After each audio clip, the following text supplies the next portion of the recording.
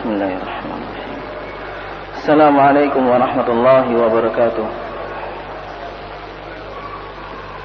Innal hamdalillah nahmaduhu wa nasta'inuhu wa nastaghfiruh wa na'udzu billahi min shururi anfusina wa min sayyiati a'malina. May yahdihillahu fala mudilla lahu wa may yudlil fala hadiya lahu. Ashhadu an la ilaha illallah wahdahu la syarika lahu wa ashhadu anna Muhammadan 'abduhu wa rasuluh.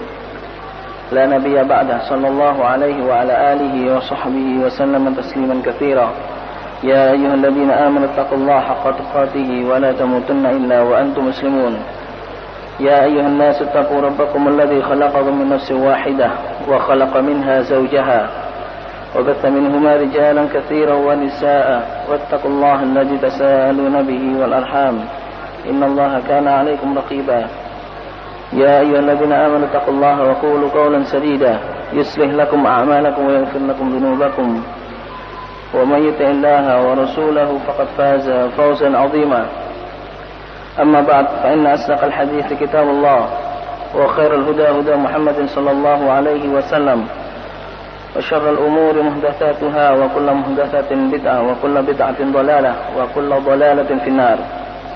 Ikhwani rahimani wa rahimakumullah. Tadi setelah asar kami mendapatkan telepon dari takmir Masjid Mujahidin bahwa Ustadz Aun Rafiq belum bisa datang pada hari ini. Terpaksa kami menggantikan posisi beliau untuk melanjutkan kajian kitab Ad-Da' wa Dawa karya Ibnu Qayyim Al-Jauziyah rahimahullah rahmatan wasi'ah. Ikhwani ma'asyiral muslimin rahimani wa rahimakumullah. Pada hari Rabu pagi yang lalu kita sampai pada pembahasan bahwa di antara sebab atau di antara akibat buruk yang ditimbulkan dari dosa adalah bahwa dosa dapat melemahkan hati seseorang untuk menuju kepada Allah Subhanahu wa taala. Kelemahan hati itu biasanya ada ciri-ciri yang disinggung oleh Rasulullah SAW dalam hadisnya, di mana Rasulullah SAW sempat berlindung kepada Allah dari 8 hal.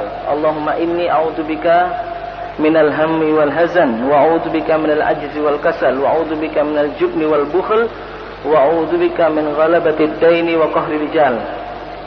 8 hal ini adalah perlindungan. Rasulullah SAW meminta perlindungan dari Allah Subhanahu wa taala akan 8 hal ini. Karena 8 hal ini adalah menjadi penyebab di mana hati seseorang ini melemah kepada Allah Subhanahu wa taala. Kemudian pada kali ini insyaallah kita akan membahas pasal baru, faslun wa min uqubatid dzunub. Di antara akibat-akibat buruk dari dosa adalah annaha tuzilun ni'am wa tuhillu atau tahullu an-niqam. Bahwa dosa ini dapat menyebabkan hilangnya nikmat. Dosa dapat menghilangkan nikmat. Sebaliknya, dosa akan mendapatkan atau mendatangkan kemurkaan dari Allah Subhanahu wa taala, tahullun niqam. Kemudian dikatakan oleh Syekhul Islam di sini, "Famazalat 'anil 'abdi ni'matun illa bisababid dzunub." Tidaklah mungkin nikmat yang ada di dalam seseorang itu sirna, hilang begitu saja kecuali disebabkan oleh dosa.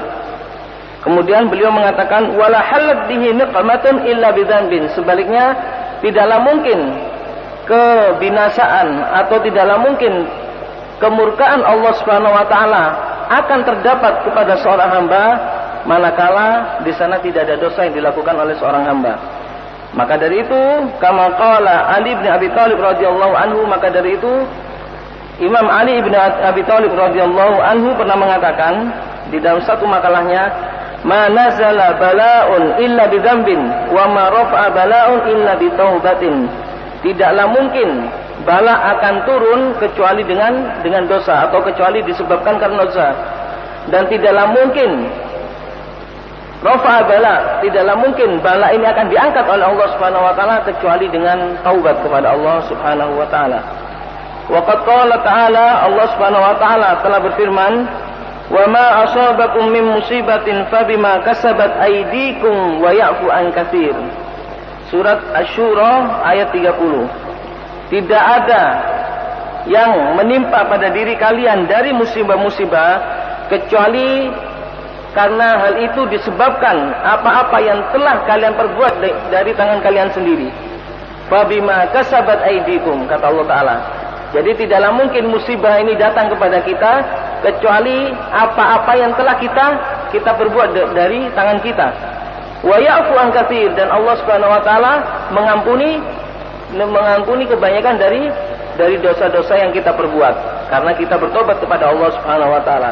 Kemudian Allah Subhanahu wa taala juga mengatakan dalam firman-Nya, "Dzalika bi anna Allah lam yakum mughayyiran ni'matan an'amaha hatta 'ala qaumin hatta yughayyiru ma bi anfusihim."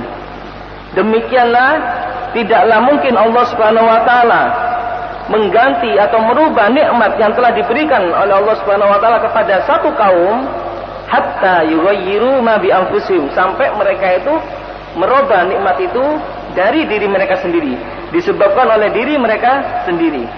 Surat Al-Anfal ayat 53. Di sini Syekhul Islam Ibnu Qayyim mengatakan, fa akhbarallahu ta'ala annahu la yughayyir ni'matahu allati an'ama Allahu biha 'ala ahadin.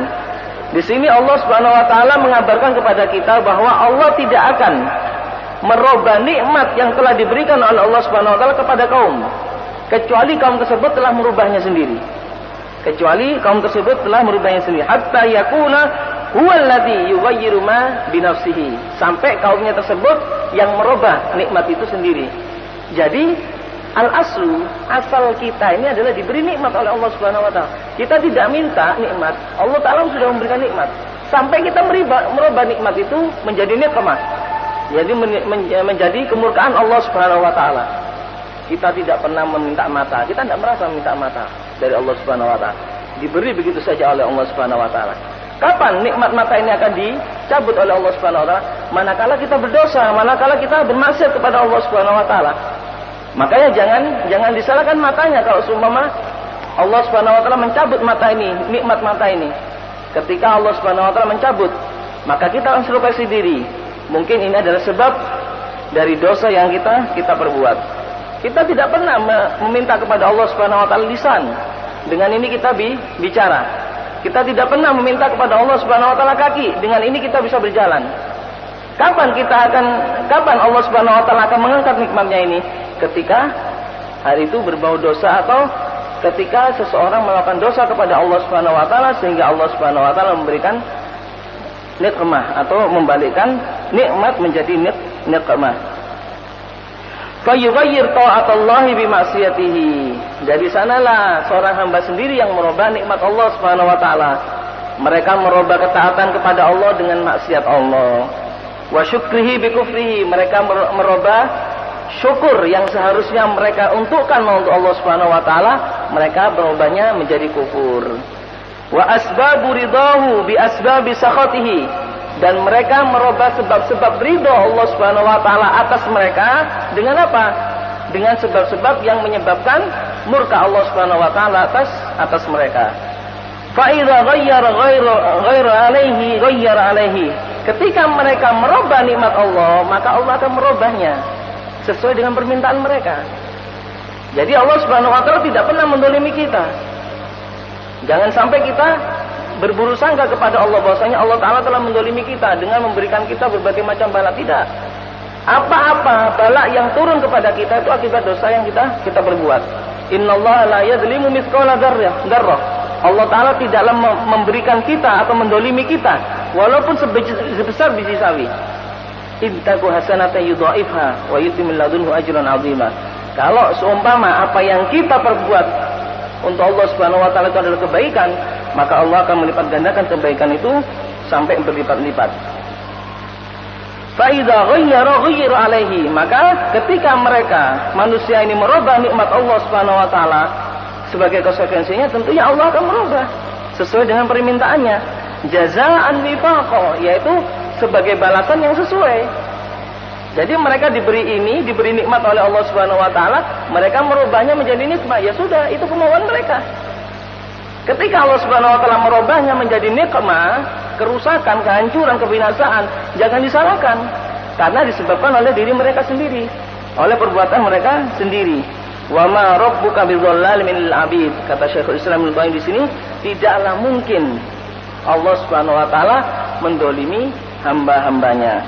Fa idza ghayyara al-ma'siyata bi ta'ah, ghayyara Allah 'alaihi al-uquba bil 'afiyah aw bil 'aqibah wadh-dhull bil 'izzah.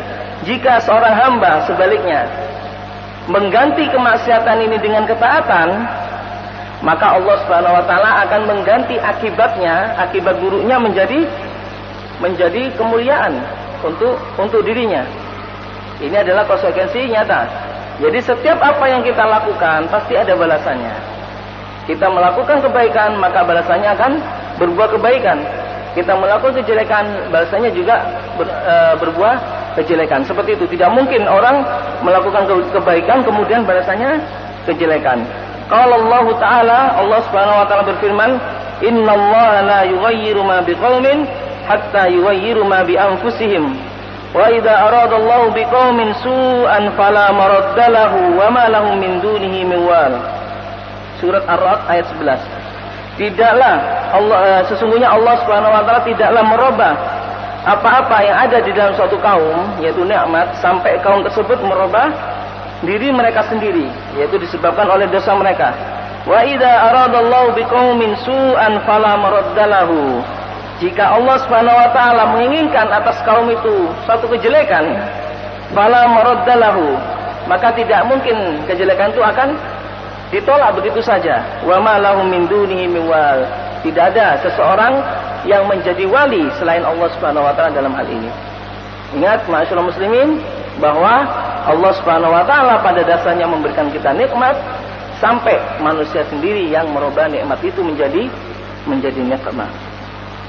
Kemudian di dalam sebuah asar, wa fi ba'dil asar al-ilahiyah, yaitu di sini adalah hadis qudsi, dikatakan an Rabbi tabaraka wa taala annahu qala, bahwasanya Allah Subhanahu wa taala telah berfirman dalam hadis qudsinya, wa izzati wa jalali, dan demi kemuliaanku dan demi keagunganku, kata Allah Subhanahu wa taala, la yakunu abdun min abidi ala ma uhib thumma yantaqilu anhu ila ma akrah. Tidaklah seorang hamba dari hamba-hambaku dia berada di atas jalan apa yang aku sukai, thumma yantakil anhu ila ma akrah, kemudian dia merubah setelah dia di atas jalan yang Allah ridhoi, yang Allah cintai, dia merubah kepada jalan yang Allah murkai.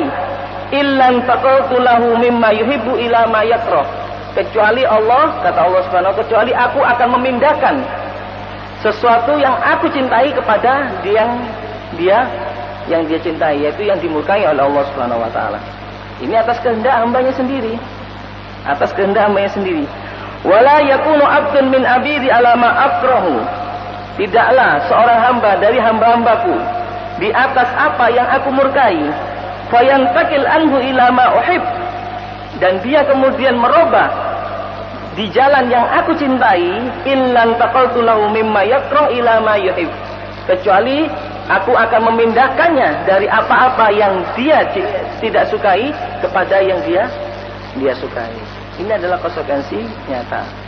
Jadi pada dasarnya, pada intinya Allah Subhanahu wa taala mengabulkan apa yang kita inginkan.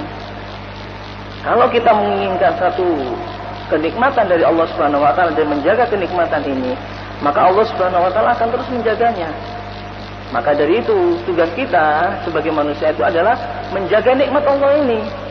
Kita diberi kaki oleh Allah Subhanahu wa taala, ini adalah satu nikmat.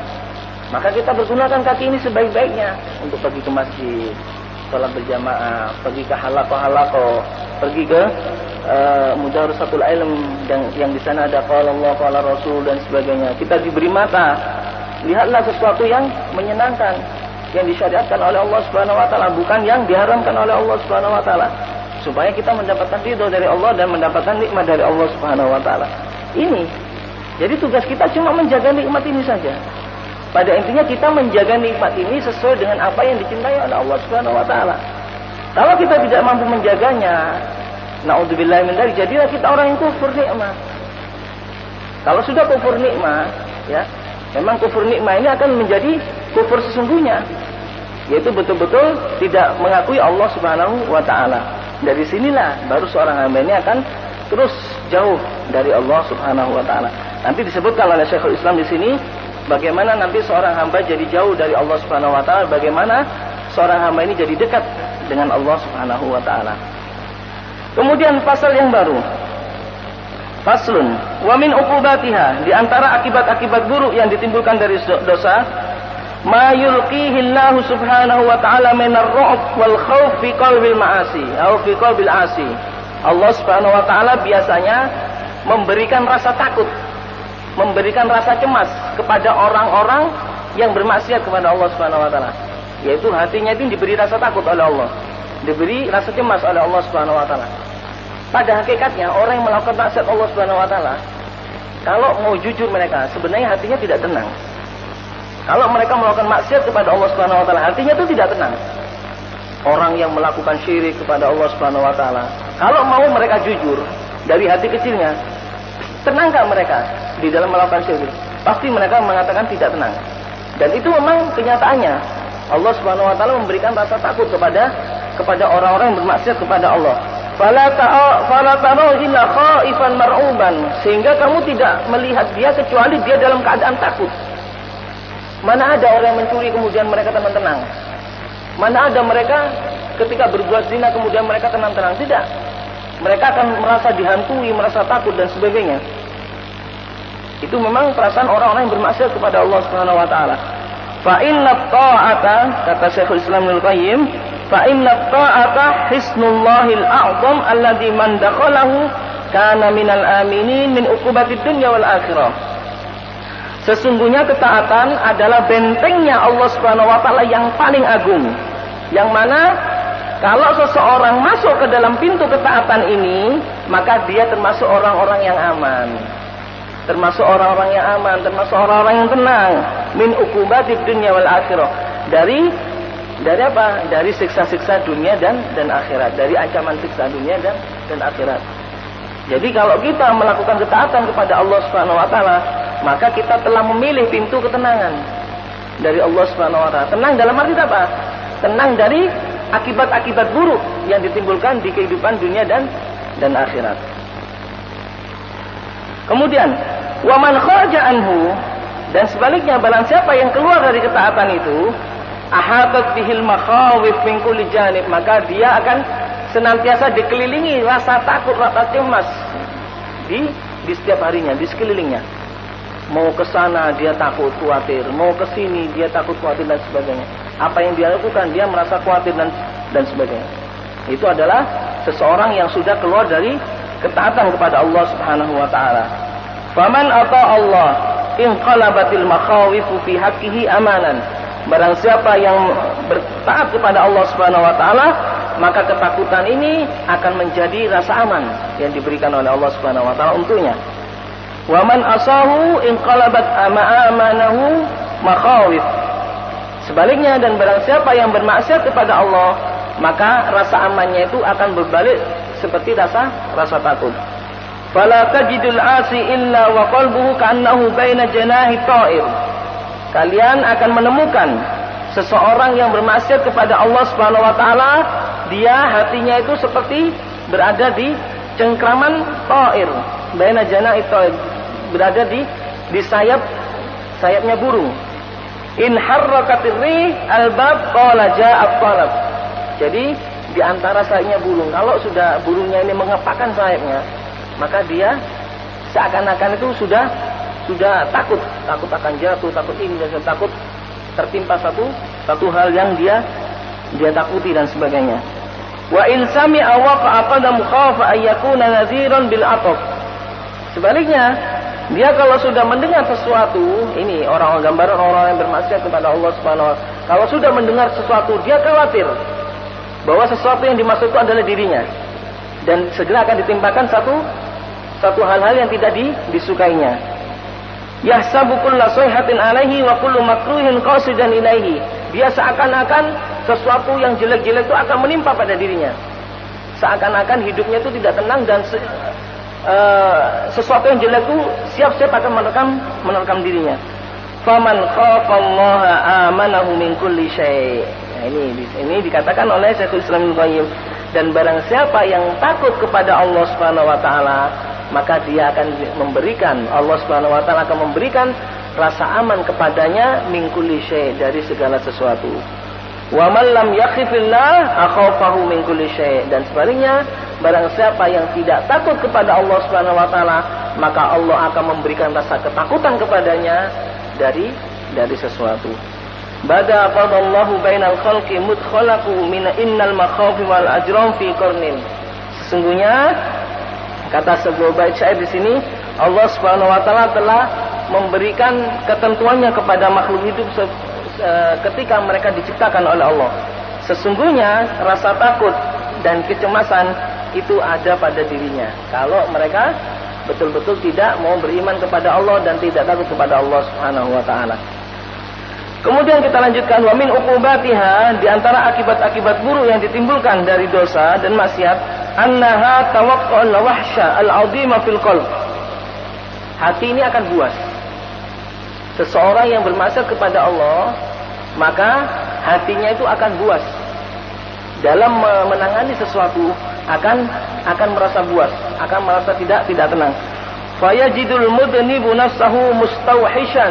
Di sini dikatakan oleh Syekhul Islam Ibnu Qayyim, maka engkau akan melihat orang yang berdosa kepada Allah, hatinya ini akan senantiasa buas. Menyikapi sesuatu yang biasa menjadi tidak biasa. Perubahannya drastis. Waqad waqa'atil wahsyatu bainahu wa baina rabbih. Ketidaktenangannya itu terjadi antara dirinya dengan Rabb-nya. Jadi imbasnya itu ketika berada di depan masyarakat. Pada hakikatnya orang yang tidak tenang karena maksiat, ya, orang yang buas hatinya karena maksiat, itu kebuasannya itu kepada Allah Subhanahu wa taala. Kita orang yang melihat itu akan kena kena imbasnya. Orang ini kok berubah, orang ini dan semuanya kok berubah, dan seperti itu.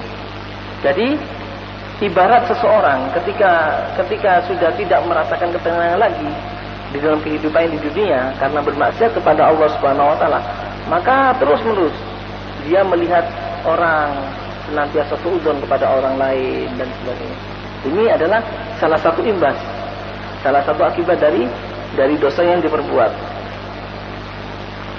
Ya, waqad waqa'atil wahsyatu bainahu wa baina rabbih wa bainahu wa bainal khalqi wa bainahu wa baina nafsihi.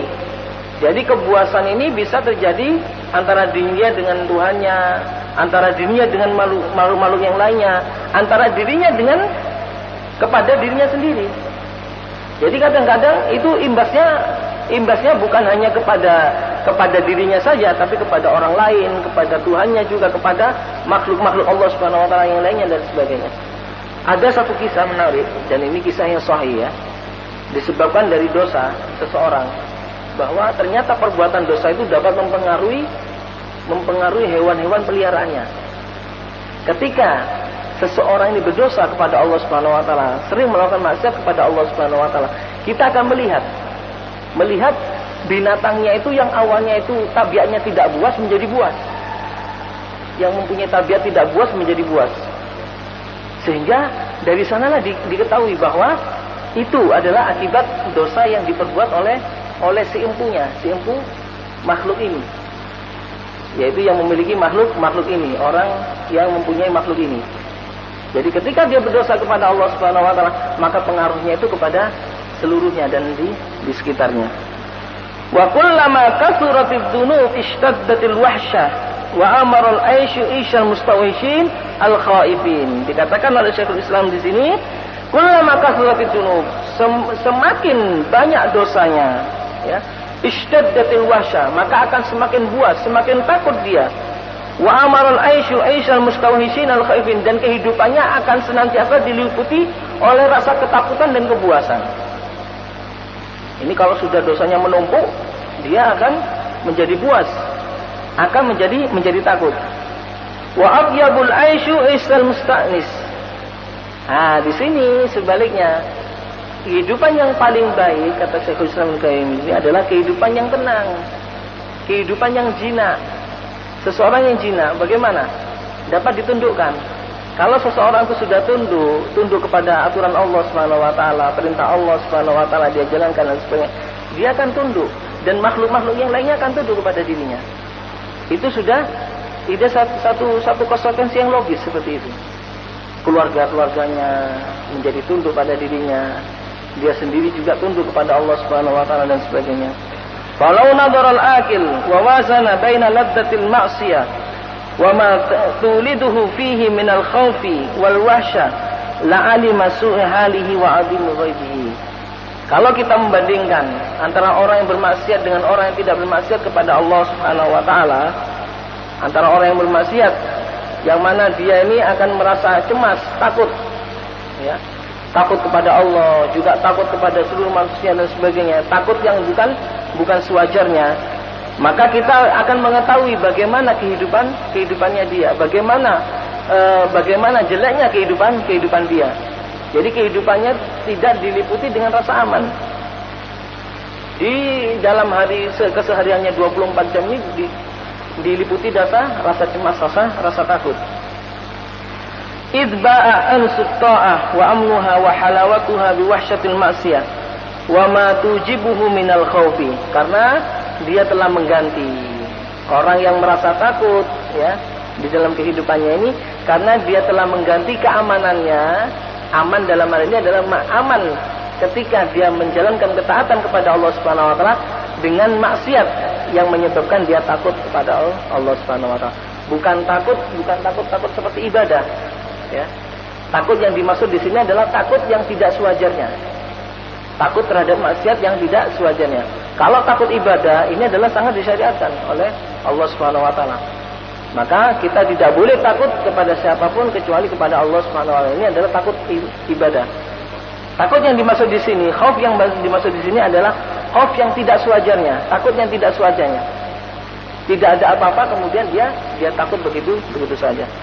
Wasirul mas'alah. Nah, dikatakan oleh Syekhul Islam di sini, rahasia permasalahan ini adalah kenapa kok bisa menjadi seperti ini? Orang yang bermaksiat kemudian takut, orang yang bermaksiat kepada Allah hatinya menjadi buas dan sebagainya. Kenapa? Apa rahasianya? Rahasia masalah ini apa? Anna ta'ata tujibul qurb min Rabbi azza wajalla. Ini yang kami maksud tadi.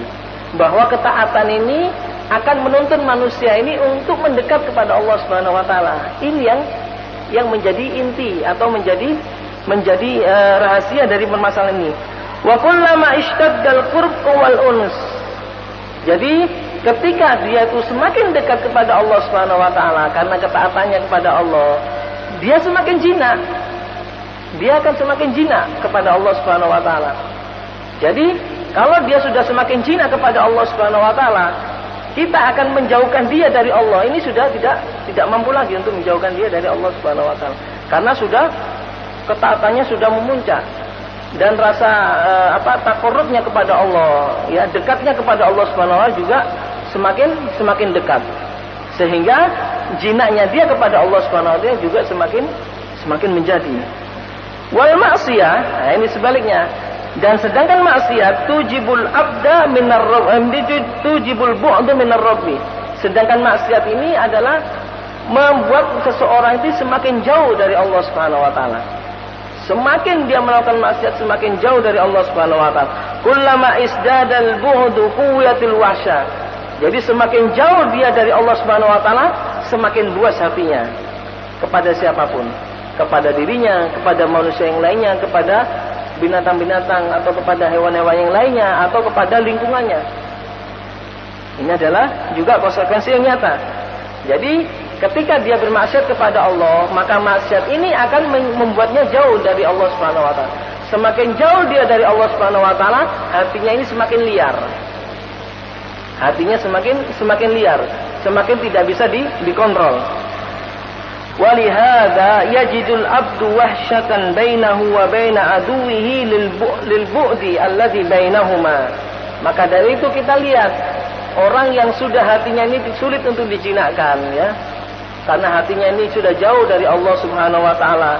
Dia akan melihat, ya. Dia akan melihat orang yang lainnya ini, ya, seakan-akan musuhnya dan dia akan menjauh dari dirinya. Orang yang ingin memberikan saran kepadanya untuk ketaatan kepada Allah Subhanahu wa taala, dia anggap musuh. Sehingga dia menjauh dari dirinya. Baik. Wa anna kullama kalaman mulabisan lahu qariban minhu wa yajid unsan qawiyan bainahu wa baina man yuhib. Sebaliknya, kalau orang yang taat kepada Allah Subhanahu wa taala, semakin dia taat kepada Allah, semakin dekat dia kepada Allah Subhanahu wa taala. Kalau dia semakin dekat kepada Allah Subhanahu wa taala, rasa cintanya akan semakin sangat kepada Allah Subhanahu wa taala. Sulit untuk dipisahkan. Kalau orang sudah mabuk cinta kepada Allah Subhanahu wa taala, sudah sulit untuk dipisahkan. Meskipun kita berusaha untuk memisahkan dia dari jalan Allah Subhanahu wa taala, kita akan kesulitan untuk memisahkan dia dari jalan Allah Subhanahu wa taala. Ini kalau orang sudah semakin enak untuk menjalankan ketaatan kepada Allah dan semakin dekat kepada Allah Subhanahu wa taala.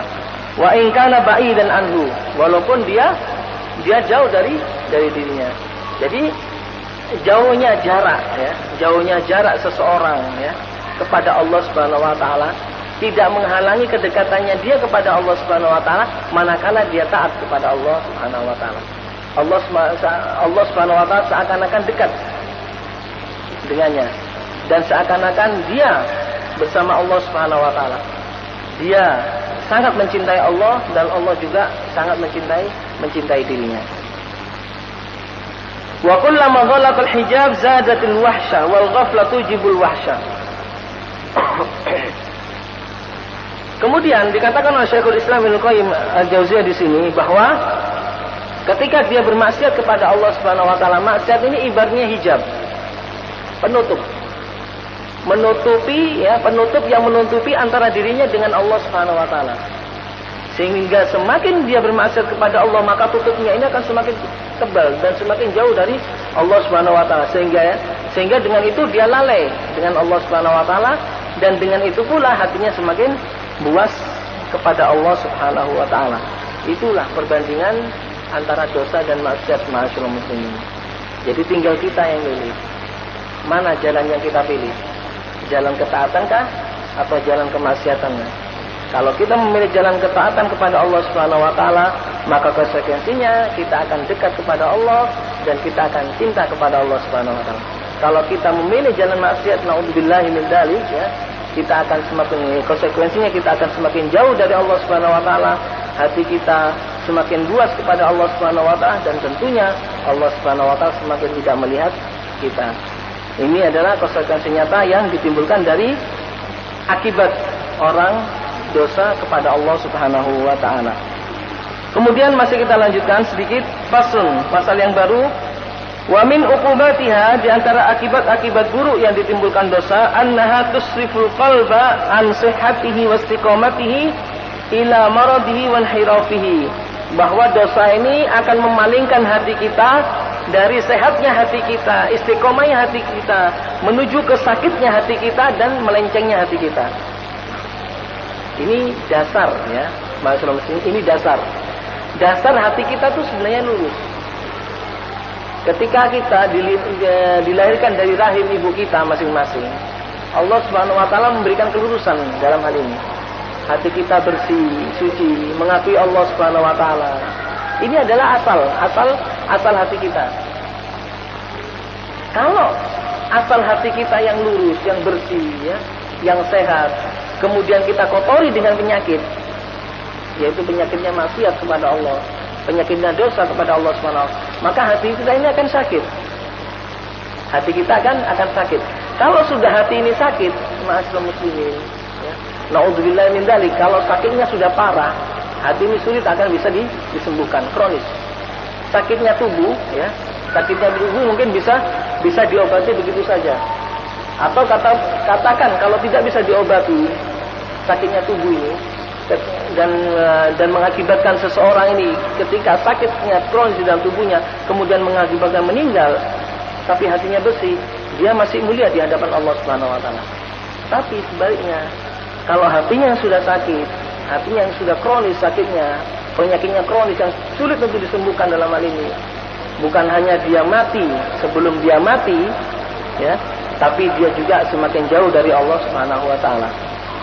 Maka dari itu Allah Subhanahu wa taala mengatakan, tidaklah bahagia seseorang yang menghadap Allah Subhanahu wa taala kecuali menghadap Allah Subhanahu wa taala dengan hati yang bersih.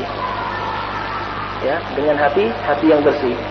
Karena jiwa kita, ya, diri kita sendiri, gerak-gerik kita, apa yang kita lakukan di setiap harinya ini adalah yang menjadi motor ini adalah hati kita. Ala inna fil jasadi mudghah, idza saluhat saluhal jasadu kulluhu, wa idza fasadat fasadat jasadu kulluhu. Ingatlah, di dalam jiwa, di dalam tubuh kita ini ada segumpal darah. Jika dia ini baik, maka baik jasad kita seluruhnya. Amalan-amalan kita baik semua. Dan jika buruk, naudzubillah min dzalik, maka buruk semua jasad kita dan buruk pula amalan-amalan kita. Ala wahyal qalbu. Ketahuilah, segumpal darah itu adalah hati yang dimaksud oleh Rasulullah sallallahu alaihi wasallam. Fala yazalu maridan ma'lulan la yantafi'u bil aghdiyati allati bi hayatuhu wa salahu. Kalau sudah hatinya sudah sakit, maka makanan apapun, ya, yang masuk ke dalam dirinya, suplemen apapun yang masuk dalam hatinya sudah ditolak begitu saja karena sudah hatinya sakit. Ini masih sakit. Kalau sudah mati, naudzubillah min dzalik. Kalau sudah mati, dikatakan oleh Syekhul Islam Ibnu Qayyim pada pembahasan yang lalu, dia sudah tidak melihat dengan sempurna lagi. Dia melihat kemungkaran itu kebaikan, sebaliknya melihat kebaikan itu adalah suatu kemungkaran. Jadi penglihatannya terbalik. Kalau sudah hatinya mati.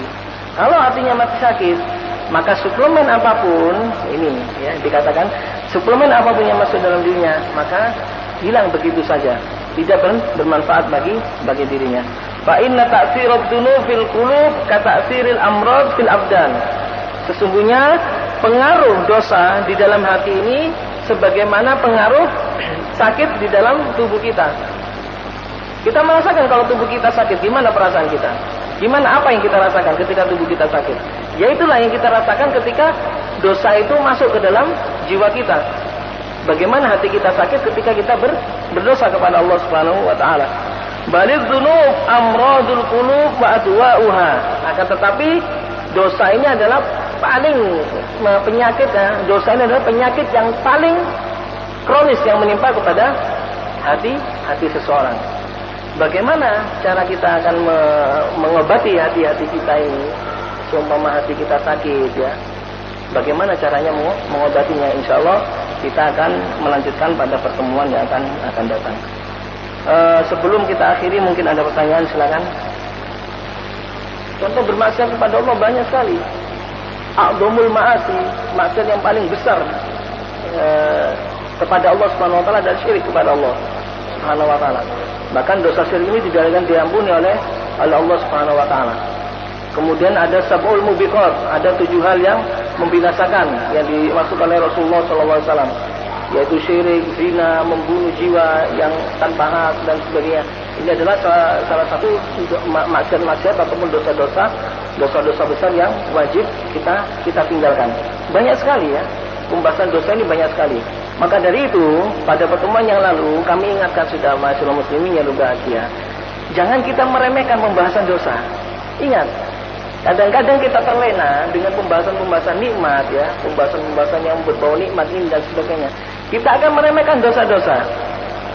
Makanya kata Hudzaifah bin Yaman radhiyallahu anhu, sahabat Rasulullah sallallahu alaihi wasallam, dikatakan, semua manusia ingin mengetahui kebaikan dari Rasulullah SAW, tapi aku ingin mengetahui kejelekan. Kenapa aku ingin mengetahui kejelekan? Aku ingin mengetahui kejelekan karena aku takut untuk terjerumus di dalamnya. Makanya jangan kita meremehkan kejelekan-kejelekannya. Kejelekan bukannya kita kemudian lantas menyampingkan. Kita wajibnya harus membahas masalah kejelekan. Supaya apa? Supaya kita mengetahui bagaimana cara untuk menghindari kejelekan ini. Kata seorang ulama, araftu syarra la li syarri, lakin ditawaqqihi. Aku mengetahui kejelekan, tapi bukan untuk bermaksud aku melakukan kejelekan tersebut, tapi untuk menghindarkan diri dari kejelekan itu. Wa man lam ya'rif syarra minal khairi waqa'a fihi. Barang siapa yang tidak mengetahui kejelekan dari kebaikan, maka dia dikhawatirkan akan terjerumus ke dalam kejelekan itu. Inilah yang dibahas oleh Syekhul Islam di sini. Makanya di dalam bukunya ini ada wadawa, ya, sesuai dengan judul buku ini atau sesuai dengan maksud buku ini adalah penyakit dan obatnya. Syekhul Islam di sini mencoba memberikan penyakit-penyakit yang sekiranya penyakit-penyakit yang timbul dalam hati kita. Kemudian lantas memberikan obatnya. Bagaimana obatnya? Bagaimana solusinya? Ini menarik sekali buku ini ya untuk dibahas. Mudah-mudahan Allah Subhanahu wa taala memberikan kita taufik dan hidayahnya agar senantiasa kita istiqomah di jalan Allah Subhanahu wa taala dan dihilangkan oleh Allah Subhanahu wa taala penyakit-penyakit yang menimpa di dalam hati kita. Wallahu ta'ala alam. Kita akhiri pertemuan kita pada malam hari ini. Insyaallah kita lanjutkan pada pertemuan yang akan datang. Subhanakallahumma wa bihamdika asyhadu an la ilaha illa anta astaghfiruka wa atubu ilaik. Wa sallallahu ala nabiyyina Muhammadin wa ala alihi wa sahbihi ajma'in. Wassalamualaikum warahmatullahi wabarakatuh.